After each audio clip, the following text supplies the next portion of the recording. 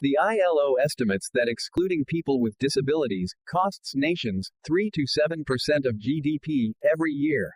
All right, let's jump right in. What if I told you there's this enormous, untapped growth engine in our global economy?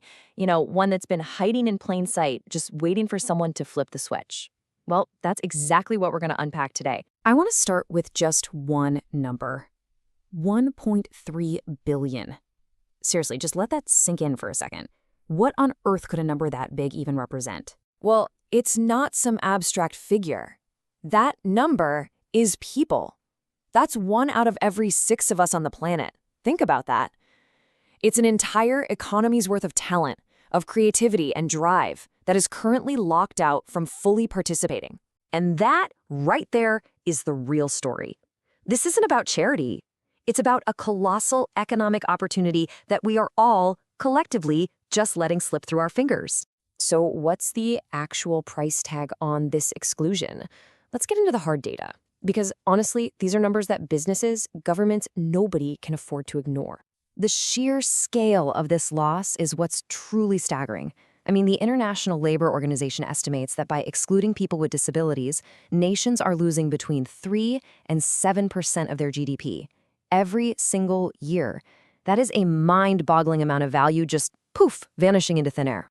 And to make that feel a bit more real, let's zoom in on just one country. The World Bank figures that for India, this loss could be as high as 7% of its annual GDP. We are talking about billions and billions of dollars in lost potential. And let's be absolutely clear about something. This economic loss isn't happening because of a lack of skill or a lack of ambition. Nope. It's happening because of barriers that we've created. The potential is there. The pathway just isn't. And if you're looking at this from a purely business standpoint, the financial logic is just undeniable. A case study from Deque shows that building accessibility in from the very beginning is incredibly cheap. But if you wait, if you try to bolt it on later, the cost just explodes. It's just bad business to ignore it. And, beyond all the economic data, there's a profound human cost here.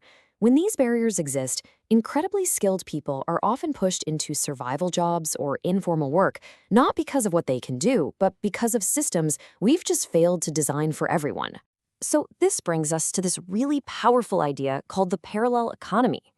Just think of it as this hidden world, this entire universe of economic contributions that we're completely missing out on right now. So picture it like this, right? We're all living in one world, but there are kind of 2 economies running at the same time.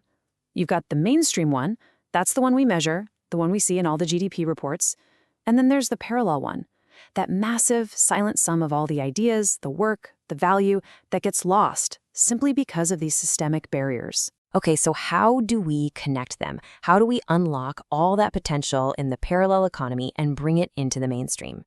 The answer is accessibility, and it's so much more than a feature or some compliance checkbox. It's the fundamental infrastructure. It's the bridge. So what happens when we actually decide to build that bridge? Well, the gains we see aren't just small tweaks. They are absolutely transformative for everybody. I mean, just look at this incredible chain reaction. When accessibility is built in, students get an equal shot at their education. Professionals can then thrive based purely on their skills. Businesses suddenly tap into this fiercely loyal and incredibly skilled talent pool. And the result of all that? Whole nations see real, tangible gains in their GDP. It's a win-win-win-win.